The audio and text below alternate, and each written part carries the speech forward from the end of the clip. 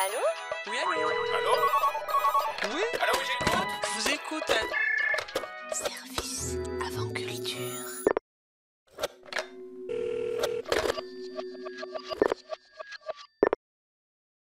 Chaque joueur incarne un magicien qui a 20 points de vie et qui s'affronte pour éliminer l'autre. Et pour lancer nos sorts, on a besoin d'énergie. Et ces énergies sont représentées par les cartes terrain qui nous permettent de générer des manas, la monnaie du jeu en fait.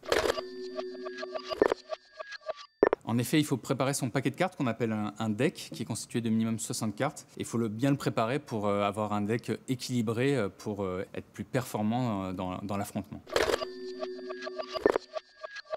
Alors, il y a deux manières de gagner. Soit on amène l'adversaire à 0 point de vie, soit on fait en sorte qu'il n'ait plus de cartes dans son deck, qu'il ne puisse plus piocher de cartes.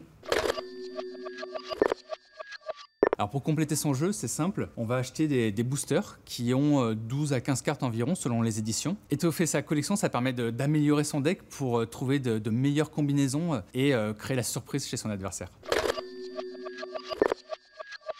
Alors non, justement, c'est ça qui est un peu excitant, c'est que c'est la surprise. On va ouvrir et on va découvrir ce qu'on va avoir, mais on sait qu'on a au moins une carte rare.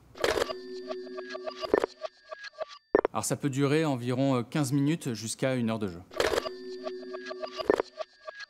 Oui, il y a différents styles de jeu qui vont dépendre du type de terrain qu'on va mettre dans son deck. Il y a des decks plutôt défensifs, d'autres qui vont être sur le contrôle de cartes de l'adversaire, ou alors on peut jouer tout simplement sur la force pour détruire son adversaire le plus rapidement possible.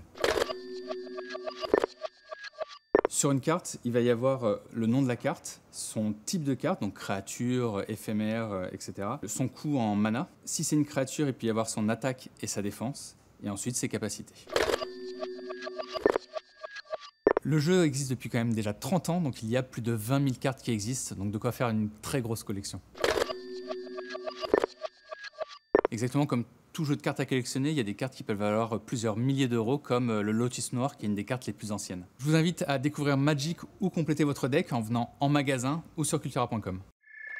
Cultura, la culture avec un grand A.